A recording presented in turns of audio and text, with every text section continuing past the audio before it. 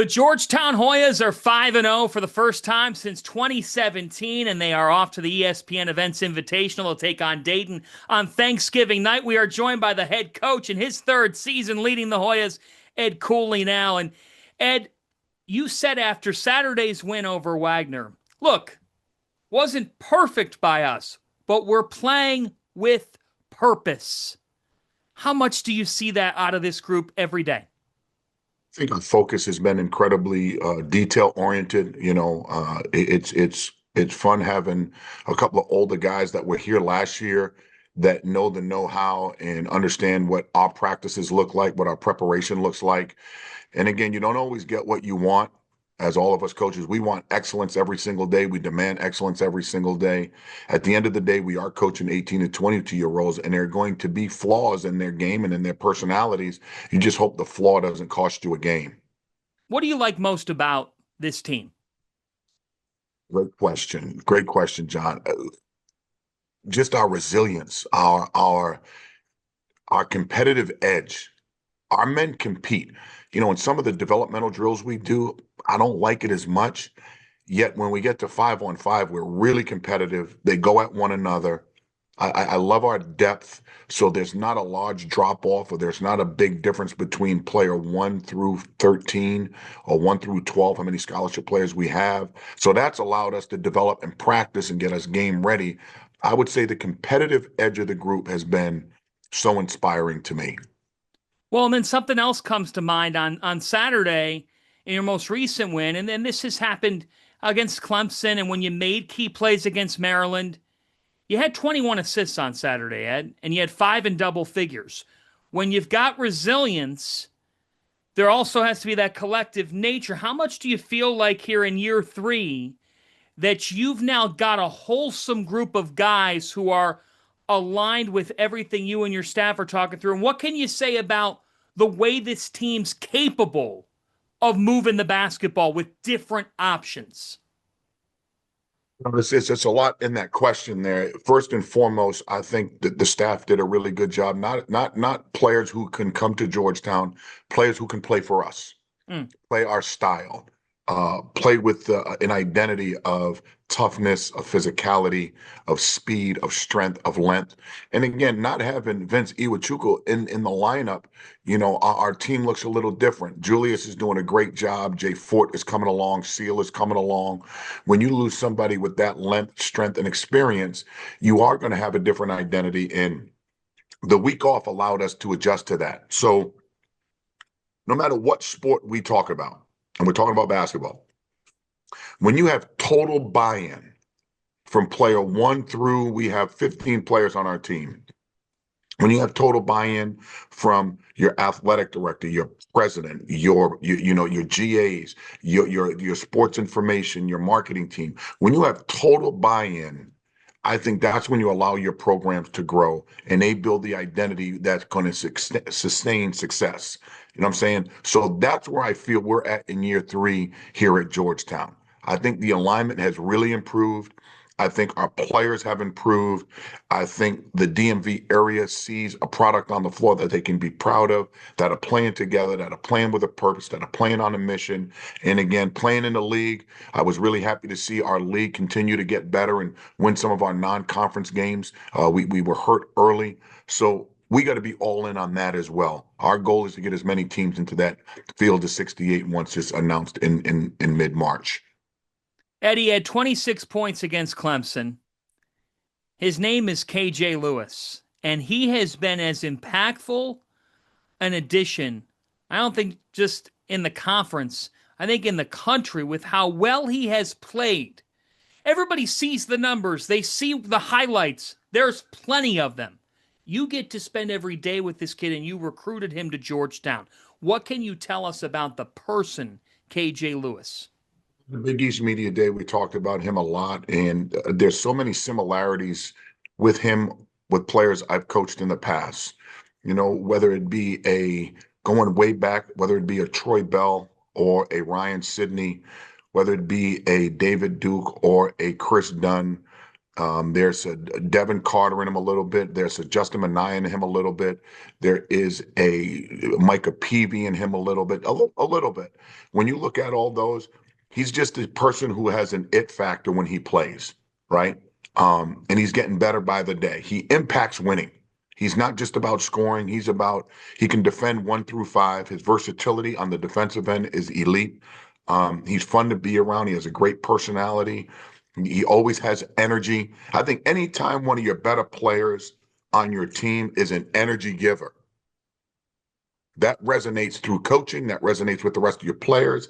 Energy vampires, they suck the blood out of you. He's injecting energy into the rest of his group, and I'm grateful for him for that. And our staff did a great job once he went in the portal identifying a fit. And he for sure is a fit what I'm trying to do here at Georgetown. In what ways has Malik Mack grown the most? Another really good question. I would say his leadership, his strength, his ability to. The game is slowing down to Malik. We still haven't seen the best Malik. We haven't. No, no, not at all.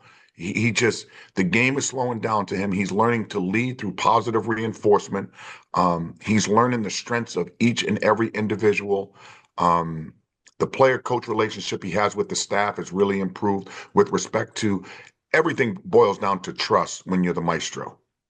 I think, and I think Calvin Sampson or maybe Jeff Capel said it best. The head coach can't have a bad day. Your best player can't have a bad day. And your point guard can't have a bad day. If those three are aligned, you're going to be in a situation where you're going to find yourself competing for wins every single game. So I think his maturity has really improved. You alluded to it earlier. You announced last week that Vince Iwuchukwu, the senior, had a scheduled medical procedure, about a 6 to 8 week timeline. How's Vince doing? What can you tell us at the moment? He's in great spirits. He's healthy. He's a little sore. Spoke with him. He's back here in the district. We're really, really happy to have him back. He'll be at practice. Obviously, he won't be doing much other than being a great teammate, of which he is. And it is our goal to get him back whenever we can. But first and foremost, as much as we're going to miss him as the player, our goal is to make sure all of our student athletes are taken care of. It's about their life. The ball's going to stop bouncing at some point in time in their career. Our goal is to make sure Vince is a graduate of Georgetown, to make sure that we're there for him emotionally, physically, and mentally to support what he's going through. I mean, this is a young man who's really coming on and helped us win some big, big games early. So big shoes to fill. We feel we have the players to do that, but that's a big, big hole that we're going to miss for a while. We don't know if he'll even return this year. We don't know that. You amped up your schedule this year. You already own 2 high major wins. Now it's the ESPN Events Invitational. You've got the Dayton Flyers, Coach Grant and the Flyers always in the equation, in at the top of the Atlantic 10, if not right near there, and then either BYU or Miami. How do you view the opportunity this week down in Orlando? Game, Thursday night, everybody will have their stuffing sandwiches with cranberry and some mashed potatoes on the side, some sweet potato pie, apple pie, a la mode. They're going to have their feet up watching on ESPN, the Hoyas and the Flyers, of which I think Dayton, coming off an incredible win at Marquette, really hard place to win, really hard place to win. He is as detailed and as successful as any coach in America. I'm a big fan of Coach going way back when he was the assistant at Florida with Billy D. What a staff they had there. That entire staff became head coaches. Billy D did a great job developing those guys. And when I watch his team play, they play with purpose. They're fast. He changes defenses on you, changes ball screen coverages. You got to be on your toes. A really, really good program. Great coach. Better person. AG, better person. I'm grateful that we've been invited to this tournament. I'm grateful for the opportunity to play against all those teams that are off to an incredible start. When you look at Dayton, when you look at Miami, when you look at BYU, it is our goal to try to play Friday night, 9:30, where you can have some more apple pie. It'll be 9:30, quarter to 10. You'll be falling asleep until the game comes on with the excitement that these young men play with. So I think it's a great tournament. I appreciate the tournament, and it's a great, great challenge for us as we have upped our schedule. We come out of that, then we've got a home game on Tuesday, then we have another away game at North Carolina on that Sunday. So a lot of good things happening here on the hilltop. Excited about the opportunity to be their coach, and couldn't ask for more of a situation for these kids to continue to develop to get us ready for an incredible Big East season. Two off the court to close. Number one, favorite Thanksgiving side dish? My wife's stuffing is really good, man. It's terrific, terrific. I love it. With a little bit of the cranberry in it. It's pretty good. Ask That's Nerys to make you some. And then along those lines, you're at Georgetown University. You got a group that's 5-0. I know for you it goes beyond basketball. To close, what are you most thankful for? Honestly, I'm very, very grateful. I'm most thankful to. I'm going to go back in time here a little bit. Gene Doris, who was the AD at Fairfield. Mark Reed was the executive vice president. Jeff Von Arx was the president. I'm grateful for them three. I'm grateful to Bob Driscoll, Brian Shanley, and Mike Trangisi. And here grateful for Jack DeJoya, Lee Reed, and our agent, our lawyer, Dennis Coleman. Those are all situations that changed my life. The president, ADs, and my representative who has allowed me to be here at the hilltop today. So never forget where you come from. Always be grateful for where you're at, and never, ever, ever lose focus of how hard it is, to get a head coaching job, yet to keep the job is even tougher. So that's what I'm grateful for today. Ed Cooley, happy Thanksgiving. Good luck Thursday night against the Flyers. Thanks a lot, John. Appreciate you having me on.